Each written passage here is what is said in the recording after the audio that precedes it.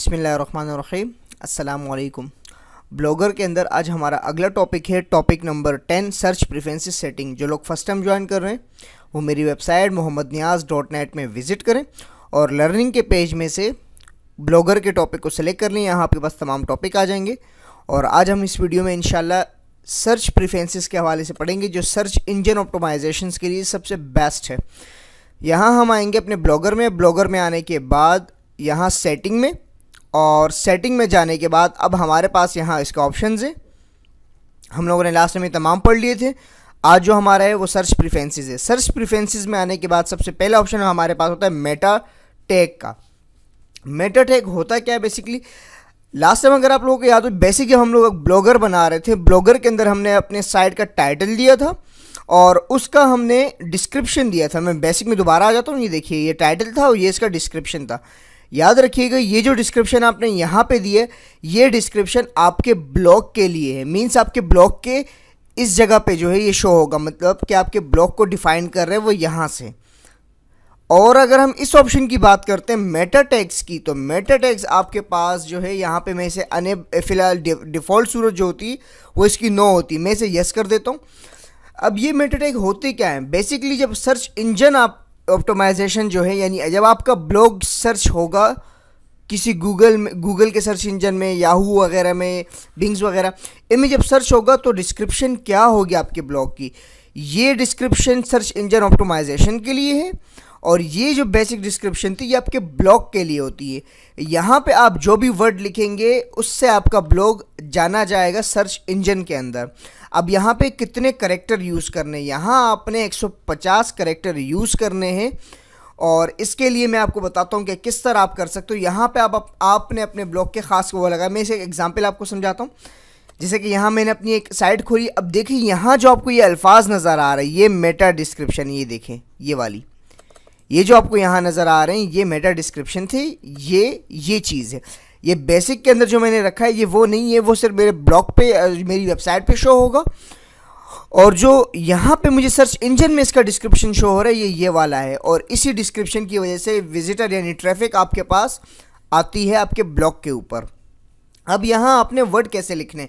यहाँ आपने बहुत ख़ास वर्ड लिखने हैं। जिस तरह का आपका ब्लॉग हो, जिस टाइप का आपने आर्टिकल लिखे या गेम्स या लर्निंग या किसी भी लिहाज से आपने अपना ब्लॉग बनाया हुआ है, तो उसके लिहाज से आपने कीवर्ड ढूंढना है। इसको समझाने के लिए मैं आपको एक एग्जांपल समझाता हूँ। बिलफर्ज हम लोग बात करते हैं कीवर्ड की या फिर स्ट्रॉन्ग वर्ड वगैरह इस तरह की जो अल्फाज है, उसके लिए क्या है। अब एक बात आपको मैं बताऊँ, सर्च इंजन के जैसे गूगल है हमारे पास। अब अगर पाकिस्तान में आप रहते हैं तो google.com.p के आपके पास आते हैं, जैसे ऊपर आपको नज़र आ रहा है। तो यहाँ पे आपको जो कीवर्ड होंगे वो अलग मिलेंगे, यानी कुछ ज़्यादा पॉपुलर जो यहाँ पर है, लाजमी नहीं है कि वो इंडिया में भी उतने ही पॉपुलर हो या फिर जो है यूएस में उतना ही हो, सबका अलग होगा। इसको समझाने के लिए मैं यहाँ पे एक लफ्ज़ लिखता हूँ। बिलफर्ज मैंने फ़ुटबॉल के हवाले से कुछ इन्फॉर्मेशन देनी है वगैरह, तो मैं यहाँ पर एक लफ्ज़ लिखता हूँ फुटबॉल। जैसे मैंने FO किया तो आपको यहाँ डायरेक्ट नज़र आया कि फ़ुटबॉल गेम्स, यानी फ़ुटबॉल गेम्स इस लिहाज से सबसे ज़्यादा सर्च किए जाते हैं गूगल के उसमें।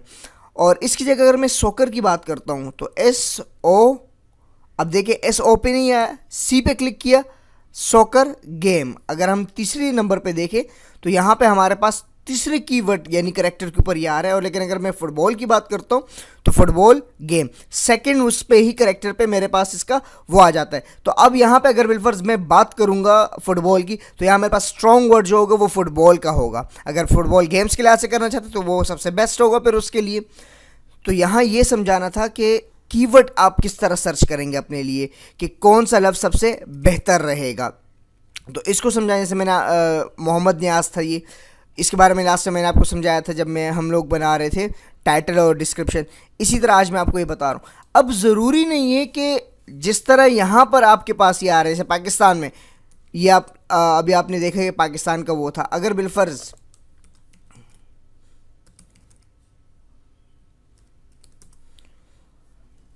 अब मैं यहाँ पे मैंने क्लिक किया और ये जो इंडिया का वो है, ये देखिएगा हमारे पास इंडिया में जो गूगल है होगा इनका डोमेन। अब उसमें मैं वही चीज़ सर्च कर रहा हूँ। अब ये देखिएगा, अब मैंने FO वो किया तो मेरे पास फुटबॉल गेम नहीं आ रहा है। डबल O किया तब मेरे पास फुटबॉल आया, लेकिन देखें पहले फुटबॉल आ रहा है, उसके बाद फुटबॉल गेम्स आ रहा है। तो यहाँ आपको ये समझाना था कि यहाँ जो बात हो रही है वो कीवर्ड के लिहाज से, कि ज़रूरी नहीं है आप जिस कंट्री में रह रहे हैं तो उसके लिहाज से, यानी मीन्स पर आपने अपने आप को सिर्फ पाकिस्तान के हद तक ही महदूद रखना है, इंडिया के हद तक ही महदूद रखना है, तो आप उसी के लिहाज से करें। लेकिन अगर आपने वर्ल्ड वाइड करना है तो इस तरह वर्ल्ड वाइड के लिहाज से आप अपना कीवर्ड भी सर्च कर सकते हैं, मखसूस कंट्री के लिए भी आप यूज़ कर सकते हैं। और यहाँ पे कीवर्ड के हवाले से मैंने आपको एक ट्रिक समझाई कि किस तरह आप लोगों ने ये चीज़ें कीवर्ड वगैरह यूज़ करने। और अब यहाँ आते हैं इस डिस्क्रिप्शन पे। तो यहाँ हम डिस्क्रिप्शन की बात कर रहे थे, तो डिस्क्रिप्शन में मैंने आपको समझाया कि कीवर्ड यानी मेटा टैग 150 कैरेक्टर का, 150 कैरेक्टर की मिसाल कैसे, यानी यहाँ बिलफर्ज मैं लिख रहा हूँ न्याज, अब ये 4 कैरेक्टर हो गए, स्पेस डाला ये 5 हुआ, तो ये कैरेक्टर कहलाए जाते हैं। और ये आपने 150 करना है, इससे ज़्यादा आपने नहीं करना है। उसके बाद जो आप करेंगे वो फजूल रहेगा, सर्च इंजन उसे जो है इंडेक्स नहीं कर पाएगा, सॉरी सर्च इंजन में वो नहीं आएंगे आपके पास। तो मेटा टैग्स जो है बहुत इंपॉर्टेंट है। आपने अपने ब्लॉग या वेबसाइट में जो भी चीज़ें देनी है उसके हवाले से आप अपने लिए कीवर्ड जो है वो सर्च करें। कीवर्ड जो आप सर्च करेंगे वो होगा यहाँ से, ये जो आपका होगा, आपने जितने स्ट्रॉन्ग और जितने बेहतर अंदाज में अपने कीवर्ड बनाएंगे, आपकी साइट जो है ब्लॉग उस पर ट्रैफिक उतनी ही ज़्यादा आएगी सर्च इंजन से। सर्च इंजन से आपको उतना ही ज़्यादा फ्रेंडली वो मिलते रहेंगे। तो ये आपके माइंड के ऊपर है कि आप किस तरह के कीवर्ड सर्च करते हैं, किस तरह का काम करते हैं, इसी लिहाज से आप अपने ब्लॉग को ऊपर ला सकते हैं। तो यहाँ आपने 150 कैरेक्टर करने, और आप माइक्रोसॉफ्ट वर्ड में इसको काउंट भी कर सकते हैं। माइक्रोसॉफ्ट वर्ड में यहाँ ओपन कर लेता हूँ, शॉर्टकट है विनवर्ड, रन से मैंने इसे ओपन कर देता हूँ और मैं आपको यहाँ बता देता हूँ कि किस तरह आप किसी कीवर्ड वगैरह को सर्च करवा सकते हैं और उसको कैसे वो कर सकते हैं कि ये किस तरह हम वो करेंगे। यहाँ मैं आया, अब देखिए यहाँ मैं बिलफर्ज लिख रहा हूँ mohammadniaz.net, और अब आप यहाँ देखिए रिव्यू के टैब में, रिव्यू के टैब में यहाँ पे मेरे पास ऑप्शन है वर्ड काउंट का। इस पर क्लिक किया, ये देखिए ये मुझे बता रहा है करेक्टर नो स्पेसिस।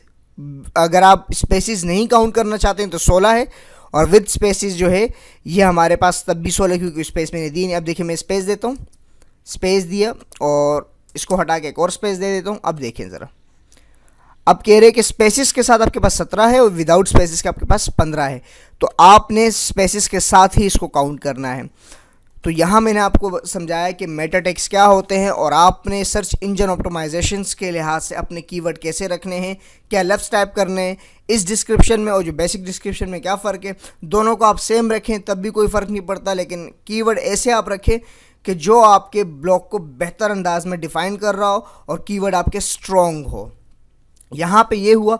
अब उसके बाद जब आप 150 कैरेक्टर आप सेव कर लेंगे, इसको बना लेंगे, और ये बेहतर अंदाज में आपने बनाना है और इसको बार बार आपने चेंज नहीं करना। चेंज कर सकते हैं लेकिन वो बेहतर नहीं होता क्योंकि सर्च इंजन से रीड कर लेता है, उसके बाद अगर आप वो करते हैं तो दोबारा एक नए सिरे से आपका प्रोसेस स्टार्ट होता है। तो बेहतर ये है कि आप इसे अगेन ना करें, एक बार आप इसे बेहतर और परफेक्ट अंदाज से बना के इसको सेव कर लीजिए, ये आपके लिए सबसे बेहतर वो होगा। उसके बाद अगला हमारे पास है एरर एंड रीडायरेक्शन, यानी बिलफर्ज बाज़-औक़ात आप वेबसाइट खोलते या मेरी वेबसाइट खोलते कोई पेज आपको नज़र नहीं आता तो 404 का एरर आता है, या इस तरह के जो एरर्स आपके पास आते हैं उसकी जगह आप चाहते हैं कोई मखसूस आप उसको जो है वर्ड दे दें, यानी मखसूस कोई चीज़ दे दें यार कि बिलफर्ज ये ब्लॉग इस वक्त मौजूद नहीं है वगैरह वगैरह। आप होम पेज पे जा सकते हैं, वहाँ आप उसका लिंक दे दें बिलफर्ज। तो आप कोई भी मैसेज देना चाहते हैं अपने यूज़र्स को तो वहाँ जाके आप अपना मैसेज दे सकते हैं, और मैसेज के साथ आप उसको अपना होम URL दे दें। वो क्या होगा कि जब वो उसको पेज नहीं मिलेगा तो होम URL पे आके आपके वेबसाइट पे मज़ीद डेटा को वो सर्च कर सकता है। तो यहाँ पे कस्टम पेज का मतलब यही है कि अगर कोई पेज आपकी वेबसाइट पे नज़र नहीं आ रहा है, उसमें कोई इशू है, तो आप अपने यूज़र्स को यहाँ से मैसेज दे सकते हैं। और कस्टम रीडायरेक्ट, अगर कोई पेज ऐसा है जिसको आपने मूव कर लिया है, जो पेज था वो बाद में जाके आपने उसे डिलीट कर दिया, हाइड कर दिया, ड्राफ्ट पे रख दिया, और आप चाहते हैं कि उस पेज के ऊपर जो भी बंदा है वो डायरेक्ट रीडायरेक्ट हो। बिलफर्ज एक पोस्ट है मेरे पास, मैं चाहता हूँ इस पोस्ट पे या वो डिलीट हो गया, कुछ में कोई भी इशू आ गया उस पोस्ट में। बिलफर्ज ये जो मेरे पास पोस्ट है, यहाँ मैं आ जाता हूँ, ये देखिए ये जो मेरे पास पोस्ट है, मैं चाहता हूँ इनमें से कोई पोस्ट मेरी वो हो, मैंने कर दी, तो उस पोस्ट के यहाँ पे लिंक दूंगा। बिलफर्ज ABC यहाँ पे एक जो पोस्ट थी उसका URL था, मैंने कॉपी किया वहाँ से, वो मैंने यहाँ पे पेस्ट कर दिया। अब मैं चाहता हूँ इस URL पे जो भी बंदा आए वो डायरेक्ट हो जाए, यानी इस पे आने के बाद वो डायरेक्ट यहाँ जंप कर जाए, यानी ये पेज खुले उसके पास। तो यहाँ पे भी मैंने एक पेज उसे पोस्ट दे दी। और अगर मैं चाहता हूँ परमानेंट वो इसी पे वो रहे तो इस पर चेक मार्क लगा के मैं इसको सेव कर दूंगा। तो इसका मतलब क्या हुआ, यहाँ जो हमारे पास सेटिंग थी एरर और रीडायरेक्शन का, इसका मतलब ये हुआ कि अगर हमारे पेज उस पर कोई एरर आता है तो हम अपने यूज़र को कहीं कन्वर्ट मैसेज दे सकते हैं और उसको या फिर रीडायरेक्ट कन्वर्ट करवा सकते हैं कि यहाँ से आप उनको हम किसी और पोस्ट पे भिजवा दें। तो ये हमारा एरर और रीडायरेक्शन का ऑप्शन था। अब अगला हमारा जो है वो क्राउल और इंडेक्स का है, जो सर्च इंजन्स के हवाले से होते हैं। और सर्च इंजन ऑलरेडी ब्लॉगर आपको इन्फॉर्म कर रहा है कि अगर आपने इसमें गलत चेंजिंग कर दी तो हो सकता है कि सर्च इंजन से आपकी वेबसाइट हटा दी जाए और रिमूव हो जाए। तो इसके लिए बड़ा गौर से आपने वो करना है। मैं आपको समझा देता हूँ ये होता क्या है। रोबोट टेक्स्ट जो सर्च इंजन को आपकी वेबसाइट के हवाले से बताता है, यहाँ ये जो ऑप्शन है ये है क्या, बेसिकली ये बिलफर्ज आप चाहते हैं कि आपकी वेबसाइट में कोई पेज है वगैरह, आप चाहते हैं कि वो पेज जो है सर्च इंजन जो है उसको अपने इंडेक्स में शामिल ना करें, यानी पूरी वेबसाइट तो आपके पास है लेकिन आप चाहते हैं कि वो शामिल ना हो।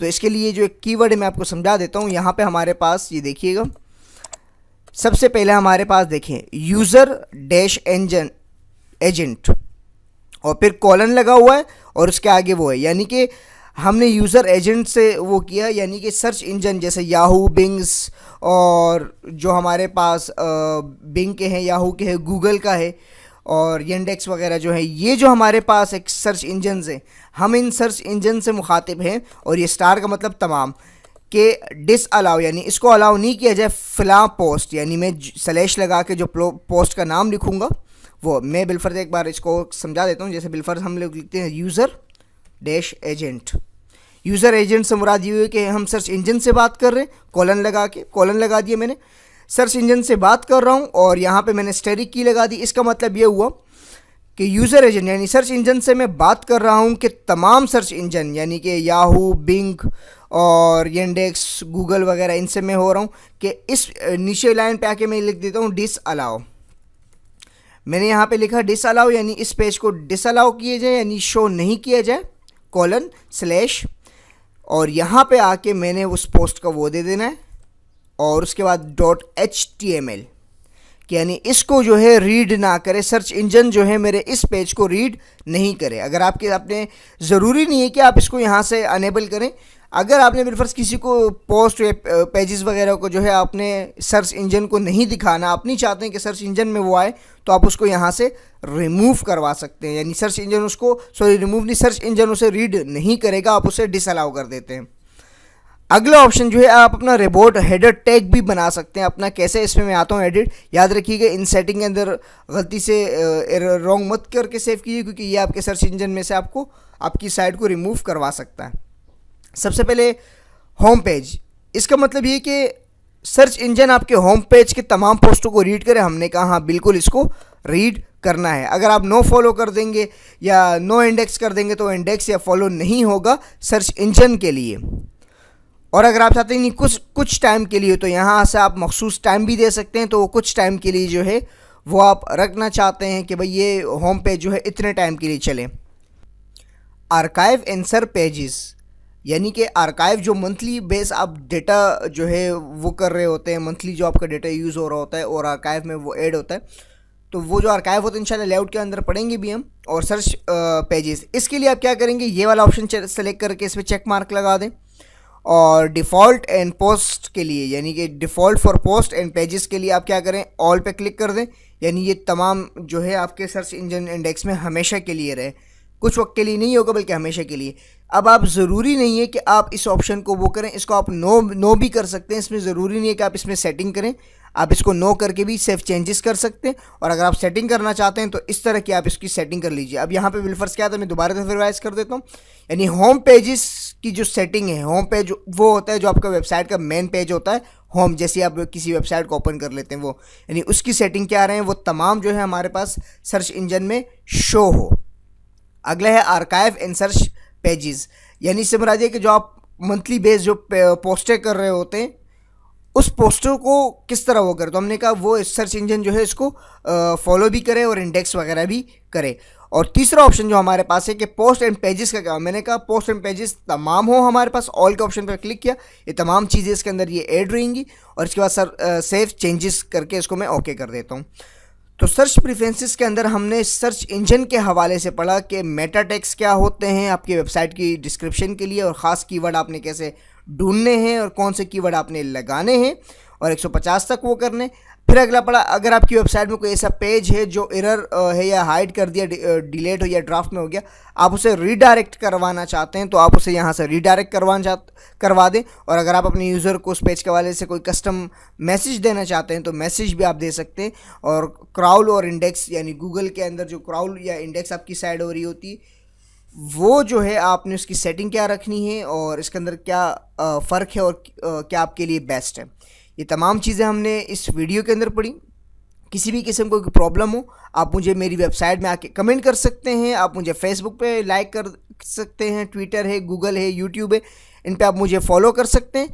और इंशाल्लाह नेक्स्ट वीडियो में हम अदर्स के ऑप्शन की तरफ आएंगे और यहाँ हम इसके हवाले से पढ़ेंगे। किसी भी किस्म का प्रॉब्लम हो आप मुझे कमेंट कर दीजिए, इंशाल्लाह 24 घंटे के अंदर उसका आंसर देने की कोशिश करूँगा। और ये ट्यूटोरियल्स वगैरह अपने दोस्तों के साथ ज़रूर शेयर करें। मिलते हैं नेक्स्ट टॉपिक में। अल्लाह नेहकेबान।